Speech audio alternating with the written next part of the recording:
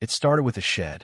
A simple, unassuming 12 by 10-foot structure painted a muted taupe to blend with my ranch-style house nestled in the rolling hills of rural Tanner County. I'd built it to store my tools, wrenches, drills, a couple of rifles I use for my firearm safety courses. Nothing fancy, just practical. I'd spent 2 decades as a Marine, another 5 training law enforcement in tactical disarmament and firearm handling, so I wasn't the type to half-ass a project. I got the permits, checked the zoning laws, even had a surveyor double-check my property lines. Out here, where the nearest neighbor is a quarter-mile away and common sense usually reigns, I figured it'd be a non-issue. I was wrong. Her name was Marjorie Platt, though everyone in West Hollow eventually started calling her Marge the Menace behind her back. She lived 4 houses down in a gaudy 2-story with a manicured lawn, a gravel driveway lined with white rocks, and a "Bless This Mess" sign hanging crookedly on her front door. She drove a teal SUV plastered with decals about wine and yoga, and she'd appointed herself the unofficial dictator of our little stretch of nowhere. The moment she spotted my shed, it was like I'd set off a flare in her perfectly curated world. I was hammering the last shingle onto the shed's roof when I heard the crunch of gravel under her flip-flops. She marched up, arms crossed, her blonde bob bouncing with every furious step. "What exactly do you think you're doing with that?" "That thing saw," she demanded, her voice sharp enough to cut glass. I wiped sweat off my brow and glanced down from the ladder. "Building a shed, ma'am. For my tools. On my land." She huffed, her lips pursing into a thin line. "It's an eyesore, Mr. Callahan. It's going to tank property values. I represent the interests of this community, and I won't stand for it." I climbed down, keeping my tone even. "Appreciate the concern, Marjorie, but my property's outside the HOA's jurisdiction." I checked. Her eyes narrowed to slits. "Not anymore. The board voted last month to extend our oversight a half-mile beyond the official boundary. New developments, you see. We're protecting the aesthetic." She thrust a folded piece of paper at me, some half-baked notice, typed in a font that looked suspiciously like papyrus. It claimed I owed law $300 for unapproved structural modifications. I skimmed it, handed it back. "This isn't legal. You've got no authority here." "We'll see about that," she snapped, storming off. I figured that'd be the end of it, just another busybody with too much time on her hands. I underestimated her.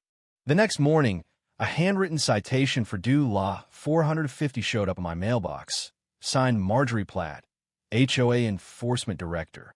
I chuckled, tossed it into a drawer I started calling the nonsense file, and went about my day. But Marjorie wasn't playing around. Over the next week, 3 more citations arrived, each one more absurd than the last. Dulaw 600 for VY Sewell disruption.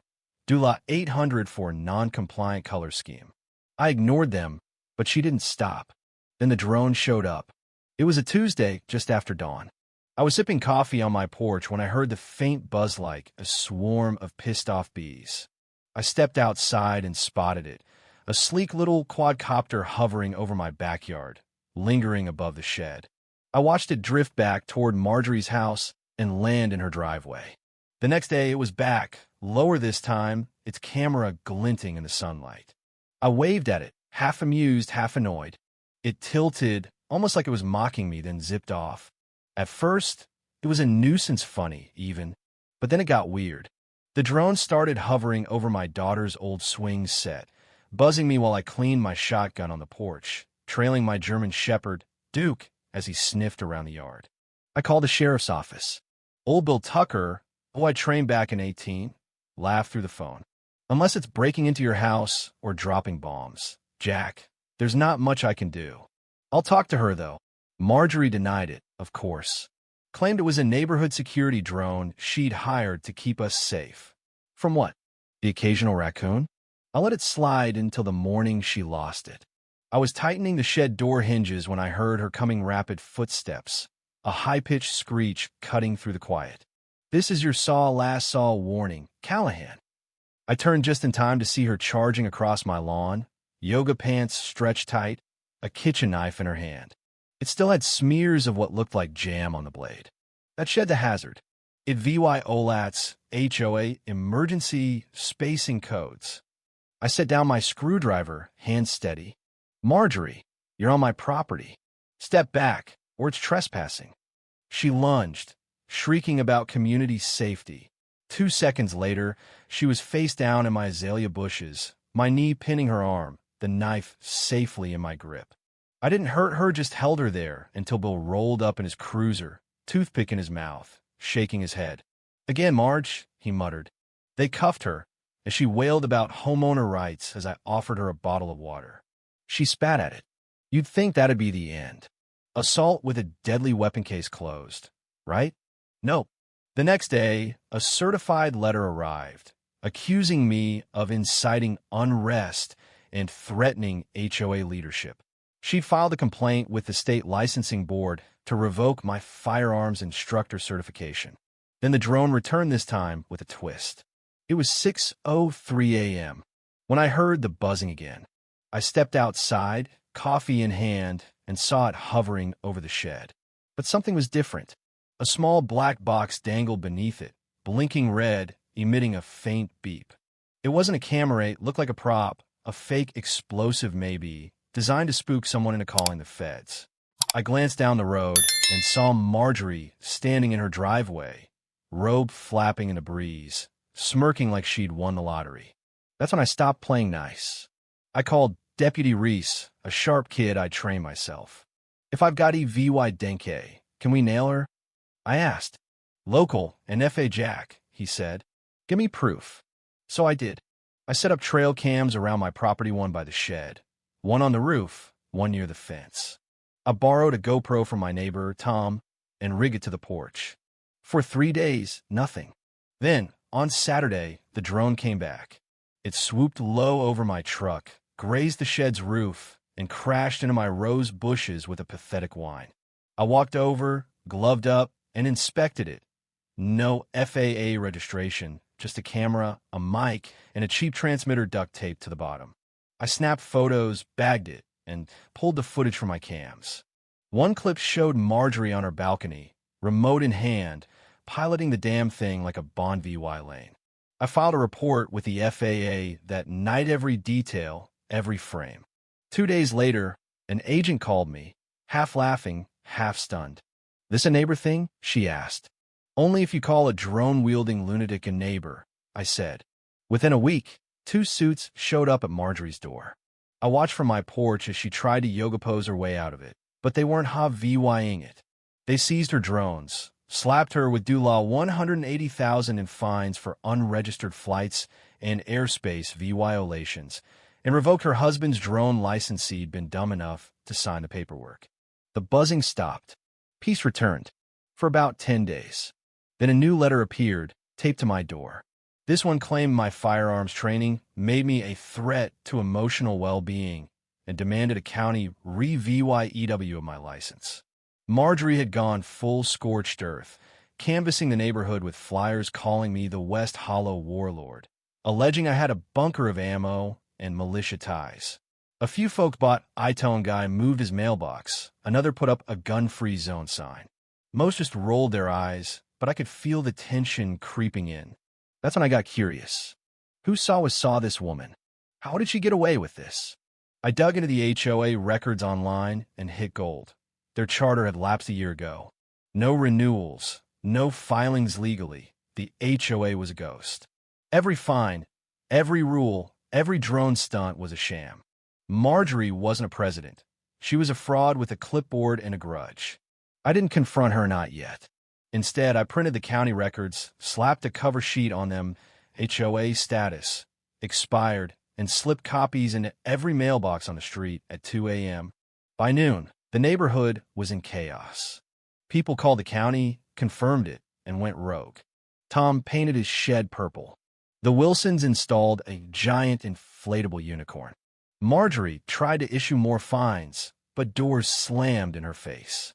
She called an emergency HOA meeting at the rec center. 3 people showed up, 2 for the bingo night next door. She doubled down, sending me a new fine for due law 900 signed chairwoman, Community Standards Council, a title she'd invented overnight. I laughed, then escalated. I made a Google Drive folder, Marjorie's Madness, and uploaded everything. The records, the drone crash, footage of her screaming at a kid's lemonade stand. I added narration, deadpan and dry. Here, we see Marjorie defending the neighborhood from the scourge of citrus-based commerce. I printed QR codes linking to it, stuck them on flyers in Know Your Rights, and spread them everywhere. Mailboxes, gas stations, the library. The backlash was instant. Memes popped up, drone queen of dead HOA. Kids dubbed her shed stalker.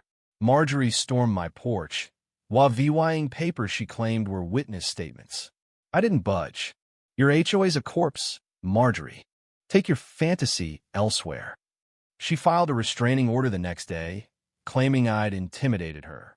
I showed the deputy my footage her with a knife, the drone stunts. He grinned. Countersue. Oh, I'm going bigger, I said. I met with my lawyer buddy, Dan, and we built a case. Harassment, defamation, assault, plus a petition to erase the HOA's last traces. The hearing was a circus. Half the neighborhood showed up to watch Marjorie flail, citing bylaws from a defunct entity. The judge wasn't amused. He ruled for me fines, damages, a permanent ban on her holding any HOA role. As she stormed out, a process server handed her a foreclosure notice. The fines, the legal fee burned it all. Her house was gone. The neighborhood exhaled. Marjorie vanished, no more jogs, no more flyers. Her place sat empty, then sold to a young family with a lab and 2 kids. At a freedom picnic by my shed, we grilled ribs, sang bad karaoke, and toasted her exit. I gave a short speech. To fake rules and real fights, this shed's a reminder. Know your rights, stand your ground. Weeks later, I passed the new family unloading boxes. They asked about rules. I grinned. Just one. If someone says their HOA, run. The shed still stands, quiet and Bahia monument to a war I never wanted but damn well won. Marjorie thought I was just a guy with tools. She didn't know I'd spent a lifetime learning how to fight and win without ever raising my voice. If you were the one in this story, how would you react? Would you stand up and fight back, or accept the unreasonable pressure and control from the HOA? Share your thoughts in the comments below. And don't forget to subscribe, like, and share this video with more people. Your small action gives us the motivation to keep bringing you more intense and engaging stories. Thanks for watching, and we'll see you in the next video.